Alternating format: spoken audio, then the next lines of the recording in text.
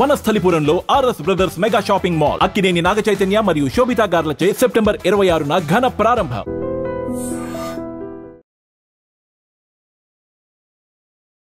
Hi, hello, నమస్తే. నేను కవిత. ప్రస్తుతం నేను ఆస్ట్రేలియాలోని మెల్బోర్న్లో ఉన్నాను. యాక్చువల్గా ఇప్పుడు తెలంగాణ అంతా బతుకమ్మ పండుగ సెలబ్రేట్ చేసుకున్నారు. ఆ తర్వాత దివాళీ గురించి, వీటన్నిటి గురించి మాట్లాడుకుంటుంటాం. దసరాకు జరిగే ఉత్సవాలు, వీటన్నిటి గురించి మాట్లాడుకుంటున్నప్పుడు ప్రత్యేకంగా తెలంగాణ అనగానే తెలంగాణ రాష్ట్రంలో ప్రతి ఆడబిడ్డ ఇంటికి చేరుకుంటుంది బతుకమ్మ పండుగ కోసం. అది తరతరాలుగా వస్తున్నటువంటి సంప్రదాయం. మన ప్రకృతి కోసమే కాదు, ఆడబిడ్డలు ఇంటికి రావడానికి కూడా బతుకమ్మ పండుగ అనేది ఒక పెద్ద ఉత్సవంలా జరుగుతుంటుంది. అందులోనూ పర్టికులర్గా ప్రస్తుతం నేనున్నటువంటి మెల్బోర్న్లో కూడా మెల్బోర్న్ తెలంగాణ ఫోరం 13 ఏళ్ల క్రితం ప్రారంభమైనటువంటి ఈ మెల్బోర్న్ తెలంగాణ ఫోరం ఎంటీఎఫ్ 13 ఏళ్ల నుంచి బతుకమ్మ ఉత్సవాలు నిర్వహిస్తోంది. యాక్చువల్గా ఎంటీఎఫ్ ప్రారంభమైంది తెలంగాణ ఉద్యమ వ్యాప్తిని, భావజాల వ్యాప్తిని మెల్బోర్న్లో, ఆస్ట్రేలియాలోనూ అందరికీ తెలియచేయాలనే ఉద్దేశంతో 2013లో ప్రారంభమైనటువంటి ఎంటీఎఫ్ ప్రతి సంవత్సరం బతుకమ్మ, దివాళీ, మధ్యలో దసరా, వీటన్నిటినీ కంటిన్యూస్గా క్రమం తప్పకుండా జరుపుకుంటోంది. అందులో 9 రోజుల బతుకమ్మ పండుగలో ప్రధానంగా 6 రోజులు 6 చోట్ల సెలబ్రేట్ చేసుకుంటున్నారు. వాటిలో పార్టిసిపేట్ చేయడానికి నేను వచ్చాను. అండ్ నాతో పాటుగా ఇప్పుడు ఎంటీఎఫ్ని స్టార్ట్ చేసి 2013లో ఇక్కడ స్టార్ట్ చేయడానికి కారణం అయినటువంటి వెంకటేశ్వర రెడ్డి నూకల గారు మనతో పాటుగా ఉన్నారు. అండ్ ప్రస్తుతం బతుకమ్మ సంబరాల్ని జరుపుతున్నటువంటి ఎంటీఎఫ్ ప్రెసిడెంట్ లక్ష్మీ నూకల గారు కూడా నాతో పాటుగా ఉన్నారు. హలో అండి, నమస్తే. నమస్తే అన్న. నమస్తే. యాక్చువల్గా ఇప్పుడు నాకు ఎంటీఎఫ్ ఇక్కడ నేను పార్టిసిపేట్ చేయడానికి వచ్చినప్పుడు యూజువల్గా అక్కడ ప్రెసిడెంటో ఫౌండర్లు ఉన్నారు, వీళ్ళందరూ ఒక ఫ్యామిలీ లాగా ట్రీట్ చేస్తారు. కానీ these 2 people are more than a family. ఇక్కడ మెల్బోర్న్లో ఉన్నటువంటి తెలుగు వాళ్ళు ఎవరైనా అన్న, వదిన అని పిలుస్తూ ఉంటారు. వెంకటన్న, లక్ష్మీ వదిన. ఒకరేమో ఫౌండర్, ఇంకొకరేమో ప్రస్తుతం ప్రెసిడెంట్. సో అన్న, నేను యాక్చువల్గా ఎంటీఎఫ్ స్టార్ట్ అయింది 2013లో. 2014 నుంచి తెలంగాణ వచ్చిన తర్వాత సెలబ్రేషన్స్ అన్నీ మ్యాసివ్గా జరుగుతున్నాయి. 2016లో నేను వచ్చిన దానికి ఇప్పుడు 2025లో జరుగుతున్న బతుకమ్మ సంబరాలకి చాలా చాలా చాలా చాలా తేడా ఉంది కదా. అప్పుడు కొంచెం లిమిటెడ్గా కనిపించేవాళ్ళు తెలుగు వాళ్ళు, ఇప్పుడు విపరీతం అయిపోయినరు ఎక్కడ చూసినా. యాక్చువల్గా ఇక్కడ నాకు ఇంకొకటి మాట చెప్పాలనిపిస్తుంది. 2 తెలుగు స్టేట్స్ కాదు, 3 ఉన్నాయి. అందులో డల్లాస్ నగరం ఒకటి అంటారు. కాదు, ఇది 4వ స్టేట్ లాగా అనిపిస్తుంది మెల్బోర్న్ అనేది. మీరేమంటారు? నిజమే అమ్మా, తప్పకుండా చెప్పాల్సింది. తెలంగాణ ఉద్యమ స్ఫూర్తితో మెల్బోర్న్ తెలంగాణ ఫోరము తెలంగాణ వ్యాప్తంగా జరుగుతున్న ఉద్యమంలో ముఖ్యంగా 2009 తర్వాత, అంటే రాజశేఖర రెడ్డి గారి నిర్యాణం తర్వాత తెలంగాణ ఉద్యమం ఎంత గొప్పగా మన తెలంగాణ రాష్ట్రంలో ఉధృతంగా జరుగుతుందో ఆ టైంలో మేము ప్రవాసాంధ్రులము ప్రపంచవ్యాప్తంగా మెల్బోర్న్లో కూడా మేమందరము పార్టిసిపేట్ చేయడం జరిగింది. ముఖ్యంగా మహానుభావుడు లేట్ శ్రీ జయశంకర్ సార్ గారి యొక్క ఆశీర్వచనంతో ఆయన మంచి పరిచయం నాకు వారు, అండ్ వరంగల్ వాణి కాబట్టి. అదే మాదిరిగా మన ప్రియతమ మిత్రుడు అండ్ మా మెల్బోర్న్ తెలంగాణ ఫోరంకు advisory board member and founder కూడా వారు తెలంగాణ ప్రకాష్ గారు. అండ్ తర్వాత నా ఏమంటారు, నేను ముందుకొచ్చి ఈ తెలంగాణ ఉద్యమంలోనే ప్రపంచవ్యాప్తంగా జరుగుతున్న ఉద్యమంలో నేను పార్టిసిపేట్ చేయడం జరిగింది. ఇక్కడ తెలంగాణ మిత్రులు, బిడ్డలు చాలామంది ఆస్ట్రేలియా నుంచి, మెల్బోర్న్ నుంచి, సిడ్నీ నుంచి మేము కూడా అందులో పాల్గొనడం జరిగింది. దాంట్లో ముఖ్యమైన పాత్ర ఏంటంటే మెల్బోర్న్ తెలంగాణ ఫోరం ఏదైతే అదేమంటారు ఆగస్టు 18వ తారీఖు 2013 తెలంగాణ రాష్ట్రం ఏర్పడకముందే ఇక్కడ స్టార్ట్ చేయడం జరిగింది.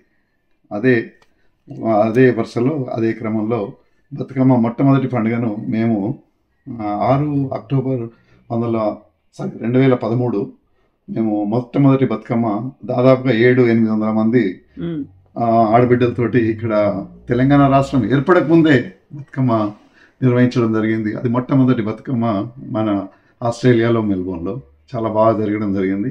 2014లో తదుపరి 15, 16, 17 ఆ విధంగా ఆ క్రమంలో 2 సంవత్సరాలకు ఒకసారి కొత్త ప్రెసిడెంట్ రావడం జరుగుతుంది. నా తర్వాత వచ్చిన ప్రెసిడెంట్లో ముఖ్యంగా తమ్ముడు ఏదైతే ప్రవీణ్ తోప్చర్ల, రాజు వేముల, ఆ తర్వాత సురేష్ గంగిరెడ్డి, ప్రస్తుత ప్రెసిడెంట్ లక్ష్మీరెడ్డి నూకల, ఆమె కూడా 24-25-2000 సంవత్సరం ఈ బతుకమ్మ కార్యక్రమాలు చేయడం జరుగుతుంది. ముఖ్యంగా 5 ప్రాంతాల్లో బతుకమ్మ జరుగుతుంది.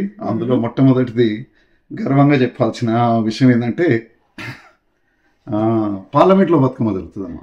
ఓ, మెల్బోర్న్ పార్లమెంట్లో. ఓకే. అయితే ఆ పార్లమెంట్లో బతుకమ్మ ఎలా అంటే, మనం ఇండియాలో అయితే మనం తెలంగాణ అసెంబ్లీ అంటాము, ఇక్కడ పార్లమెంట్ అంటారు. అందులో ముఖ్యంగా మన పార్లమెంటు ఇక్కడ ఆడ సీఎం అంటాము, ఇక్కడ ప్రీమియర్ అంటారు. ప్రీమియరు, మంత్రులు, వాళ్ళ తోటి ఎమ్మెల్యేలు, మంత్రులు, ఎంపీలు అందరూ పాల్గొనడం జరుగుతుంది. అందులో బతుకమ్మలో మాతో పాటు వాళ్ళు బతుకమ్మ పాటలతో డాన్స్ చేస్తారు. చక్కగా హ్యాపీగా ఉంటుంది, మంచి సంతోషకరమైన విషయము. అండ్ మిగతా 4 ప్రాంతాల్లో కూడా మెల్బోర్న్ వ్యాప్తంగా మెల్బోర్న్ తెలంగాణ ఫోరం బతుకమ్మ పండుగలు నిర్వహించడం జరుగుతుంది. సో ఇప్పటిదాకా వెంకటన్న చెప్పిన దాంట్లో ఫౌండర్ కావచ్చు, ప్రెసిడెంట్ కావచ్చు, అందరూ మేలే ఉన్నారు. ఫర్ ద ఫస్ట్ టైం ఒక విమెన్ ప్రెసిడెంట్గా ఎలక్ట్ అయిన తర్వాత బతుకమ్మ పండుగ జరుపుతున్నారు. సో యూజువల్గానే బతుకమ్మ అనగానే ఆడబిడ్డ అనగానే ప్రకృతి, పూలు ఇవన్నీ ఉంటాయి. బట్ ఒక విమెన్, ఒక మహిళ బతుకమ్మ పండుగ చెప్తుంది కూడా అదే కదా వదినా, మన ఆడబిడ్డకు ఒక ఎంపవర్మెంట్ ఇవ్వాలి, బతుకనివ్వాలి. బతుకమ్మ పండుగ సారాంశం అది. సో ఇంతమందిని చూసిన తర్వాత మీరు ప్రెసిడెంట్ అయినరు, ఇప్పుడు బతుకమ్మ పండుగని సెలబ్రేట్ చేయడం అంటే ఎట్లా అనిపిస్తుంది మీకు? అది ఒక ఆడబిడ్డగా ఇది ఒక గర్వకారణము. ఎందుకంటే ఎంటీఎఫ్ స్థాపించినప్పటి నుంచి మన మెన్ సహకారంలో ఎందుకు ఉమెన్ కూడా ముందరికి వెళ్ళలేరు. So men are behind this organisation. మనకు 4 pillars అనే కానీ ఏది ఆర్గనైజేషన్ స్టార్ట్ అయినప్పటి నుంచి మెన్ లేనిది ఉమెన్ కూడా ముందరికి వెళ్ళలేరు. సో ఉమెన్ పవర్గా మనం చూడాల్సింది ఏంటి అంటే, ఉమెన్ కూడా ముందరికి రావాలి ఇట్లాంటి ఆర్గనైజేషన్స్ నడపడానికి. కానీ లేకపోతే దే హ్యావ్ టు టేక్ ఒక స్టెప్ ముందరికి వచ్చేసి మనం కూడా చేయగలము అన్న ధైర్యాన్ని జస్ట్ ఒక స్టెప్గా నేను స్టార్ట్ చేశాను. ఇంతకుముందు తెలుగు ఆర్గనైజేషన్స్లో ఉమెన్ పవర్ ఉన్నారు, అందరు ఉన్నారు, కానీ ఎంటీఎఫ్లో నేను రావడం అన్నది పెద్ద గర్వకారణం. సో మనకి ఇన్వాల్వ్మెంట్ అనేది ఉండాలి. యూజువల్గా మనకి ఊళ్ళలో జరుగుతుంది అనగానే 9 రోజులు ఆబ్వియస్గా దసరా హాలిడేస్ అనేది ఉంటాయి కాబట్టి అందరూ పిల్ల పెద్ద ఊర్లోకి పోతారు, అక్కడ సెలబ్రేట్ చేసుకుంటారు. ఇక్కడ మనకి మెల్బోర్న్లో ఉన్నటువంటి ఈ వర్క్ కల్చర్కి డిఫరెన్స్ అనేది ఉంటుంది. హాలిడేస్ ఉండవు, అందులోనూ పొద్దున పోతే సాయంత్రం రావాలి, మళ్ళీ అందరినీ కలుపుకొని పులప్ చేసుకొని ఒక 3-4 వేల మంది ఒక రోజు అటెండ్ అవ్వడం అంటే అదే ఒక పెద్ద టాస్క్. 9 రోజుల్లో ఒక రోజు జరుపుకుంటే పెద్ద టాస్క్. అట్లా కాదు, 9 రోజుల పండుగని 6 ప్రాంతాల్లో 6 రోజులు జరపడము అంటే ఇది ఒక ఏమంటారు, ఛాలెంజింగ్గా ఎట్లుంటుంది మీకు? ఇది ఒక పెద్ద ఛాలెంజింగ్. ఫస్ట్ మేము స్టార్ట్ చేసినప్పుడు ఒకటే ప్లేస్లో జరిపేవాళ్ళం కాబట్టి అందరూ లేడీస్ కానీ అందరూ ఫ్యామిలీస్ తోటి ఒక ప్లేస్కి వచ్చి ఆడుకునేవాళ్ళు అనమాట.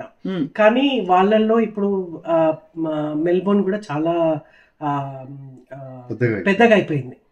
సో ప్రతి ఒక్క కార్నర్లో, ఈస్ట్ వెస్ట్ నార్త్ సౌత్ కార్నర్లో తెలుగు వాళ్ళు స్ప్రెడ్ అయిపోయి ఉన్నారనమాట.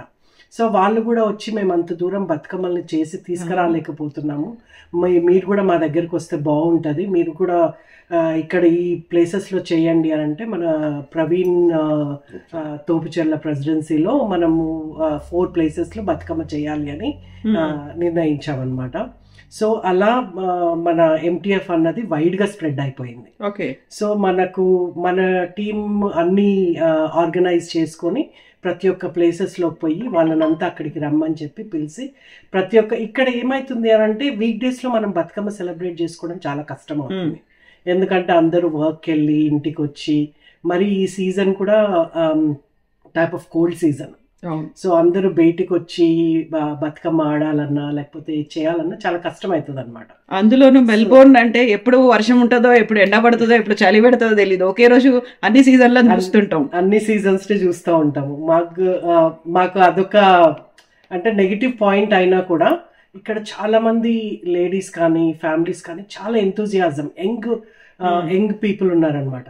సో వాళ్ళకందరికీ లేదు మీరు పెట్టండి మేము వచ్చి చేస్తాము అన్న ఎంతూజియాజం చాలా మందిలో ఉందన్నమాట. ఒక్కసారి మనం బతుకమ్మ చేస్తున్నాం అంటే చాలా మంది లేడీస్ మనల్ని వచ్చి జాయిన్ అవుతారు. సో దట్ క్రియేటెడ్ అస్ మనకి ఎంటీఎఫ్ఓ ఇంతమంది ఉన్నారు వాళ్ళు వస్తారు అని అన్నప్పుడు మనకు ఒక ఆర్గనైజేషన్గా మనకు కూడా ఒక ఎనర్జీ వస్తుంది అనమాట. Yes they are there to support us, కానీ మనం కూడా వాళ్ళ దగ్గరికి తీసుకెళ్ళాలి 4 కార్నర్స్కి తీసుకెళ్ళాలి, అందరూ వచ్చి ఎంజాయ్ చేయాలి, మన కల్చర్ని మనం స్ప్రెడ్ చేసుకోగలుగుతున్నాము అని మనకు ఒక సాటిస్ఫాక్షన్. మనం ఒక తెలంగాణ కల్చర్ని మన మెల్బోర్న్లో 4 ప్లేసెస్లో చేస్తూ, అదే 5 ప్లేసెస్లో పార్లమెంట్తో పాటు 5 ప్లేసెస్లో చేస్తూ మన కల్చర్ని స్ప్రెడ్ చేస్తున్నాము. సో ఆ ప్లేస్లో పోయి చేసినామంటే అక్కడున్న కౌన్సిలర్స్ రావడం కానీ, అక్కడున్న మినిస్టర్స్ రావడం కానీ వచ్చినప్పుడు వాళ్ళకు కూడా ఓకే, ఈ టైప్ ఆఫ్ కల్చర్ ఇండియాలో ఉంది, తెలంగాణ స్టేట్లో ఈ టైప్ ఆఫ్ కల్చర్ ఉంది అన్న స్ప్రెడ్ పెరుగుతూ ఉంటుంది అనమాట మనం ఈ ప్లేసెస్లో చేస్తుంటే. సో అది మాకు గర్వకారణం, ఇన్ని ప్లేసెస్లో చేస్తున్నామని. ఎంత కష్టమైనా కూడా వి ఫీల్ దట్ ఎనర్జీ అనమాట, మేము చేయగలము అన్న ఎనర్జీ వస్తూ ఉంటుంది. మన ఈ ఆడపడుచులు వచ్చి మీరు ఇంత మంచిగా చేస్తున్నారు, ప్లీజ్ మా దగ్గరికి రండి అంటే మాకు అదొక సంతోషం అనమాట, ఒక బూస్ట్ అనేది కూడా వచ్చేస్తుంటుంది. సో వెంకటన్న యాక్చువల్గా స్టార్ట్ చేసింది ఏమో తెలంగాణ మూవ్మెంట్ టైంలో స్టార్ట్ చేసింది, పెట్టింది కూడా తెలంగాణ మెల్బోర్న్ తెలంగాణ ఫోరం అని పెట్టింది. యూజువల్గా మనకి ఎక్కడైనా విదేశాలకు పోయిన తర్వాత తెలుగు వాళ్ళు వచ్చిండ్రు, అక్కడ ఉన్నటువంటి అట్మాస్ఫియర్ని స్పాయిల్ చేసిండ్రు, లేకుంటే గ్రూపులు వచ్చినాయి, రాజకీయాలు వచ్చినాయి, కమ్యూనిటీ పరంగా కూడా వచ్చినాయి అనుకున్నప్పుడు ఇన్నేళ్ల నుంచి 2013లో పెట్టి ఇప్పుడు 13వ బతుకమ్మ సెలబ్రేషన్ జరుపుతున్నప్పుడు అందరినీ కలుపుకొని పోవడం అనేది, ఇప్పుడు మా ప్లేస్లో పెట్టండి, మా దగ్గర కూడా ఆడండి, మేము ఆడతాం అంటే ఆ మ్యూచువల్ అండర్స్టాండింగ్ ఉండాలి, కోఆపరేషన్ ఉండాలి. సో ఇక్కడ ఉన్నటువంటి కొన్ని డిఫరెన్సెస్ వాటన్నిటిని పక్కన పెట్టుకోవాలి. అలాంటి గ్రూపులు కావచ్చు, అలాంటి కమ్యూనిటీ కావచ్చు, పాలిటిక్స్ కావచ్చు, ఇక్కడ ఉన్నాయంటారా? తప్పకుండా ఉన్నాయమ్మా. కానీ కాకపోతే ఏంటంటే ఇక్కడ ఉన్న గవర్నమెంట్స్ కానివ్వండి, local governments, state governments and Commonwealth government, అంటే మన దగ్గర సెంట్రల్ గవర్నమెంట్ అంటాము. ఈ గవర్నమెంట్లో ఉన్న గొప్పతనం ఏంటంటే విక్టోరియన్ మల్టీకల్చరల్ కమిషన్ ఉంది ఇక్కడ, అండ్ స్టేట్ ఆస్ట్రేలియన్, మన కామన్వెల్త్ సెంట్రల్ గవర్నమెంట్లో ఆస్ట్రేలియన్ మల్టీకల్చరల్ కమిషన్ ఉంది. అయితే ఈ కమిషన్స్ నుంచి, స్టేట్ గవర్నమెంట్స్ నుంచి, గవర్నమెంట్ మన కామన్వెల్త్ గవర్నమెంట్స్ నుంచి ఫండింగ్ కూడా ఉంది ఇక్కడ. గవర్నమెంట్ ఫండింగ్ ఇస్తారు. ఇప్పుడు బతుకమ్మ సెలబ్రేట్ చేసుకుంటున్నామంటే దానికి కావాల్సిన కల్చరల్ ఫండ్ వస్తుంది. ఎస్, తప్పకుండా ఇస్తారు అండ్ ఎంకరేజ్ చేస్తారు.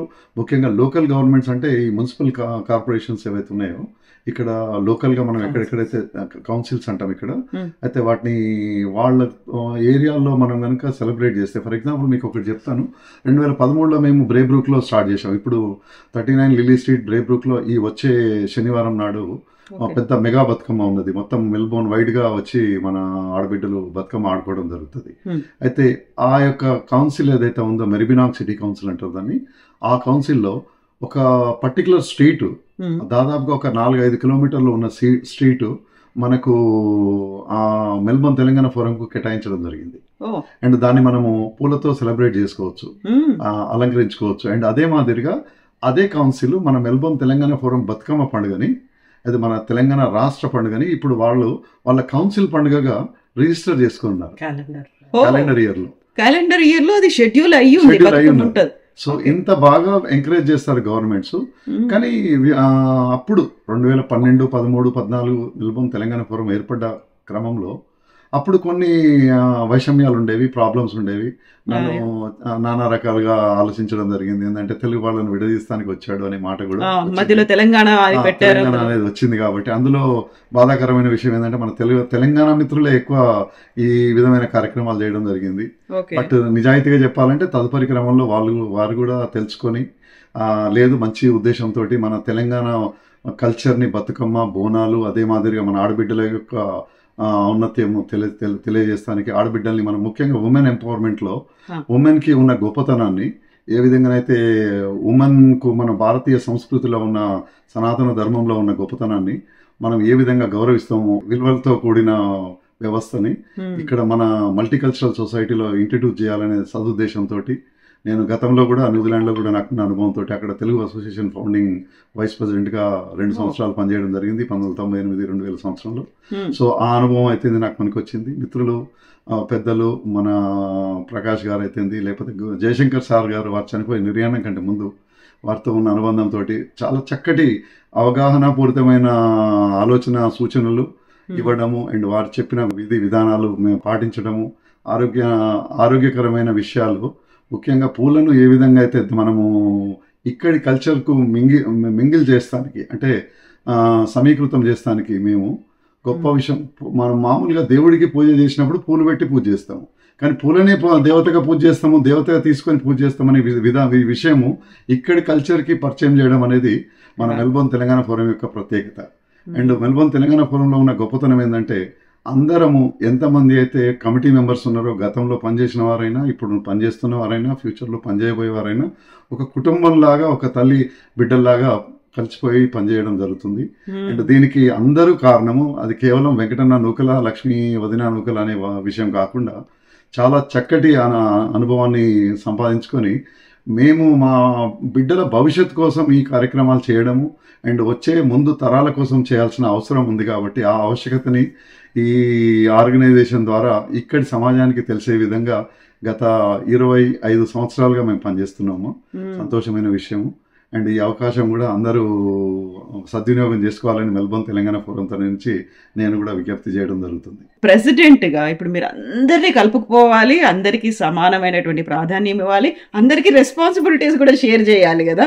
యాక్చువల్గా ఒకే చోట మనకి తెలంగాణలో అంటే అంతకు ముందు రోజు నుంచి అన్ని పూలు తెచ్చుకుంటాం, అన్ని పెట్టుకొని కూర్చుంటాం, అవన్నీ చేయడానికి గంటలు టైం పడుతుంది. ఇక్కడేమో మనకు దొరికే తంగేడు పూలు కావచ్చు, మిగతా మన దగ్గర ఉండే నేటివిటీ ఉన్న పూలు అయితే కనిపించవు. బట్ బతుకమ్మ విలిపిదే మనం ఎట్లయితే ట్రెడిషనల్గా చేసుకుంటాం అనేది.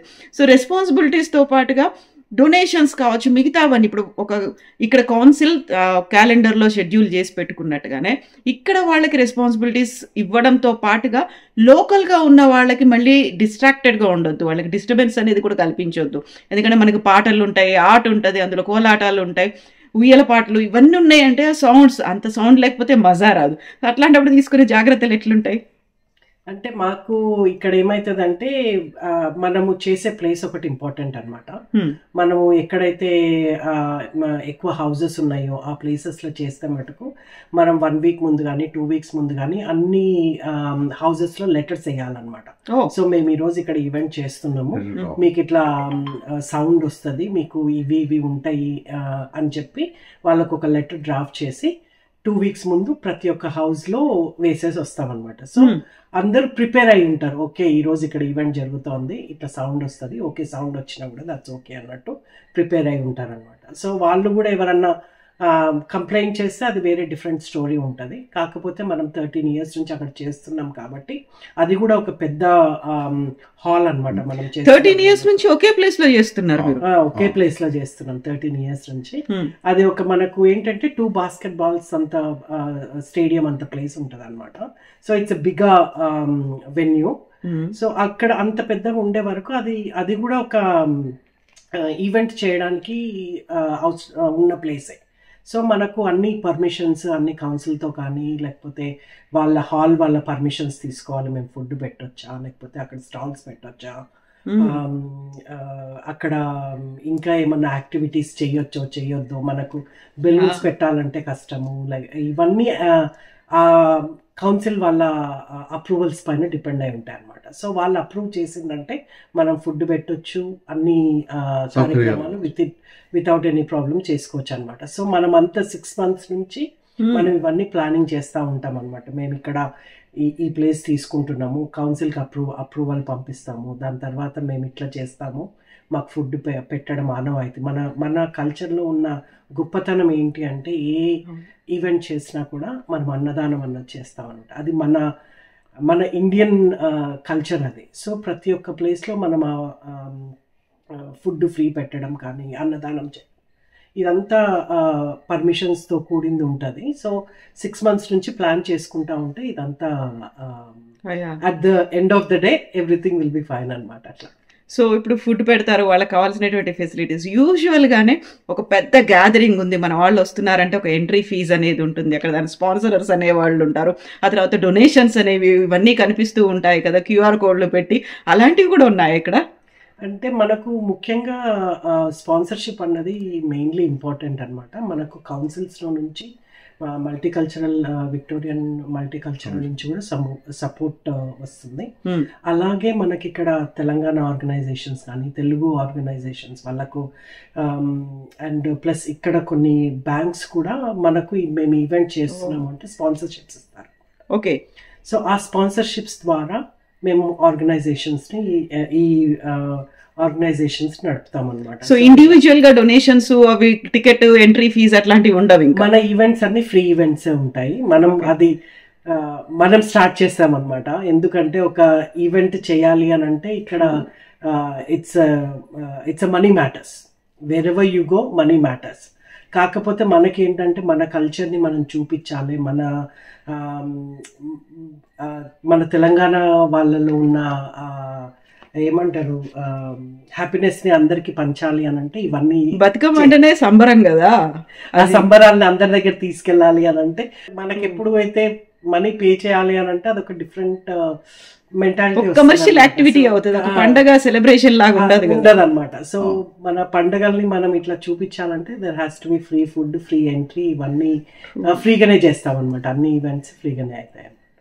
సో అన్న, ఇప్పుడు ఇంతమంది వస్తున్నారు, ఇవన్నీ జాగ్రత్తలు కూడా తీసుకోవాల్సిన అవసరం ఉంటుంది కదా, ఎక్కడ ఎలాంటి వయలేషన్స్ ఉండొద్దు. యూజువల్గానే ఎక్కడైనా మనకి ఇప్పుడు దీపావళి పండుగ అంటే దీపాలు పెడతాం, కానీ ఇప్పుడు ఇక్కడ అలాంటి ఫైర్ డిటెక్టర్స్ ఉంటాయి, అక్కడ అలార్మ్స్ అనేవి వస్తుంటాయి. గ్యాదరింగ్ ఉంది అనుకున్నప్పుడు ప్రతి ఒక్కరూ ప్రొసీజర్స్ని ప్రోటోకాల్స్ని పాటించాల్సి ఉంటుంది కదా, వాటన్నిటిని ఎక్కడ వయలేషన్స్ జరగకుండా ఏం చేస్తారు, మీరు ఏం చూసుకుంటారు? ఆర్గనైజేషన్ నుంచి డిఫరెంట్ డిపార్ట్మెంట్స్ పనిచేస్తాయేమో, దాంట్లో ముఖ్యంగా SES అని సెక్యూరిటీ అండ్ అదే మాదిరిగా fire related fire departments and అదే మాదిరిగా మన ఆర్గనైజేషన్లో ఉన్న టీంలో చాలామంది ఇండియన్ మెడికల్ ఫెసిలిటీస్ అండ్ వాళ్ళు ఫస్ట్ ఎయిడ్ హెల్ప్ అండ్ ఇవన్నీ మేము సర్టిఫైడ్ పీపుల్ ఉంటాము. సో ఇవన్నీ కంపల్సరీ మేము ప్రొవైడ్ చేసుకొని రెడీగా ఉంటాం అన్నట్టు. అండ్ అదే కాకుండా దీంట్లో గొప్ప విషయం ఏంటంటే ఏ ఈవెంట్ జరిగినా కానీ ప్రతి ఈవెంట్కి దాని యొక్క ప్రోటోకాల్ ప్రకారము మనము ఎవరెవరైతే విఐపీలు వస్తున్నారో వాళ్ళని కూడా మేము లుక్ ఆఫ్టర్ చేయాల్సిన అవసరం ఉంటుంది. వాళ్ళ ప్రొటెక్షన్ అయినా వాళ్ళకు ఇంటర్నల్ ఎక్స్టర్నల్ ప్రాబ్లమ్స్ చూసుకోవాల్సి వస్తుంది. అదే మాదిరిగా $20 million వరకు మేము ఇన్సూరెన్స్ తీసుకొని ఉండాల్సి వస్తుంది ప్రతి ఈవెంట్కి. అయితే మేము ఇయర్లీ పేమెంట్ చేస్తాం కాబట్టి ఆ ఈవెంట్లన్నీ కవర్ అయిపోతాయి. సో దానికి మేము కంపల్సరీ ఆర్గనైజేషన్ రెస్పాన్సిబిలిటీ ఉంటుంది. ఇది చాలా మందికి తెలియదు, కొంతమంది కొత్త మిత్రులకి, కానీ ఇది చాలా అవసరం, చాలా సీరియస్ కూడా. అండ్ దాంతోపాటు ఏంటంటే అన్ని ఆర్గనైజేషన్స్ని కలిపి ఏదైతే ఆస్ట్రేలియాలో ఉన్న కేవలం ఇండియన్ ఆర్గనైజేషన్సే కాకుండా, అంటే గుజరాతీ, బెంగాలీ లేకపోతే తమిళ్ అలా కాకుండా, ఇండియనైజ్డ్ ఆర్గనైజేషన్ కాకుండా ప్రపంచవ్యాప్తంగా ఉన్న ప్రతి ఒక్క ఆర్గనైజేషన్స్, ఫర్ ఎగ్జాంపుల్ నేపాల్ కానీ, సౌత్ ఈస్ట్ మన మిడిల్ ఈస్టర్న్ కానివ్వండి, యూరోపియన్ కానివ్వండి, అమెరికన్ కానివ్వండి, సౌత్ అమెరికన్ కానివ్వండి, ఇలాంటి ఆర్గనైజేషన్స్తో కలిసి కూడా వాళ్ళని కూడా ఇన్వైట్ చేసి మన యొక్క బతుకమ్మ పండుగలో కానీ బోనాల పండుగల్లో కానీ వాళ్ళను మేము భాగస్థుల్ని చేసి మనలో ఉన్న మాధుర్యం, ఆ ఎంజాయ్మెంట్ని వాళ్ళతో పంచుకోవడం జరుగుతుంది. అండ్ వాళ్ళు చీరలు కట్టుకుని వచ్చి బతుకమ్మలు ఆడతారు.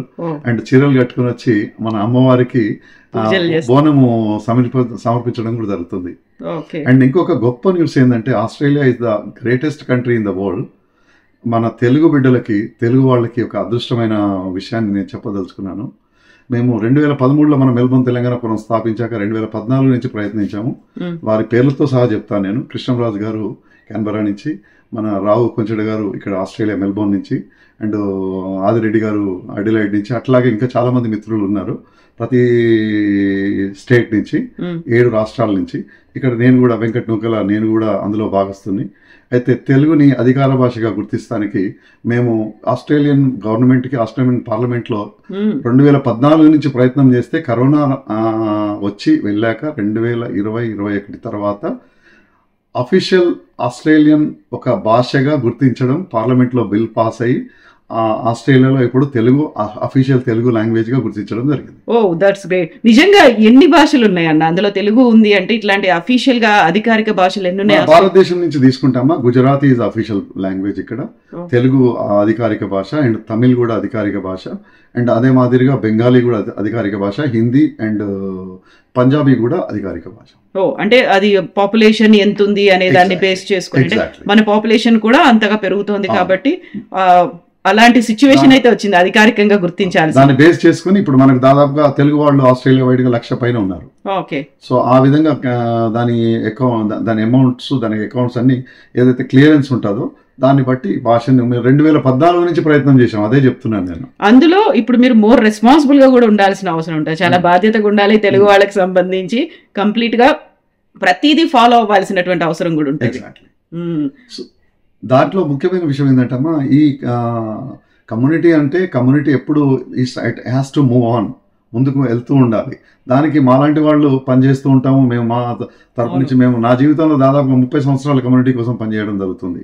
అండ్ దాంట్లో ఈ కొత్త మిత్రులు ఎవరైతే వస్తున్నారో వాళ్ళకి కూడా నేర్పించడము, అర్థమయ్యేటట్టు చెప్పడము, కొన్ని విషయాల్లో వాళ్ళకి తెలియకపోవచ్చు, తెలిసే విధంగా చెప్పడము. మేము కూడా మాకంటే ముందు తరంలో ఉన్న మిత్రుల దగ్గర, గొప్ప వాళ్ళ దగ్గర నేర్చుకునే ఈ స్థాయికి రావడం జరిగింది. కాబట్టి తెలుగు భాష, తెలుగు వాళ్లకు, తెలుగు బిడ్డలకు, ముఖ్యంగా మన వచ్చే తరం వాళ్లకు 100-200 సంవత్సరాల తర్వాత ఆస్ట్రేలియాలో మన బిడ్డలకు అది అధికార భాషగానే కాకుండా వాళ్ళ యొక్క ఫ్యామిలీ మదర్ టంగ్గా ఉండిపోవాలనే ఉద్దేశంతో ఈ కార్యక్రమాలు చేయడం జరుగుతుంది. ఎస్ అన్న, థ్యాంక్ యూ సో మచ్. మీ ఇద్దరికి బెస్ట్ విషెస్ టు యూ. మీరు చెప్పినట్టుగా ఇది కంటిన్యూ అవ్వాలి, ఒక పరంపరగా కొనసాగాలి. థ్యాంక్ యూ సో మచ్ వదిన. థ్యాంక్ యూ సో మచ్ అన్న. థ్యాంక్ యూ అమ్మా. థ్యాంక్ యూ ఫర్ కవితమ్మ, మీకు అండ్ ఐ డ్రీమ్స్ కి చాలా సంతోషం. Thank you for this opportunity. జై హింద్. Thank you. జై హింద్, జై శ్రీరామ్ అండ్ జై భారత్ మాతాకి జై. జై తెలంగాణ. జై తెలంగాణ. జై హింద్. థ్యాంక్ యూ అన్న. Thank you.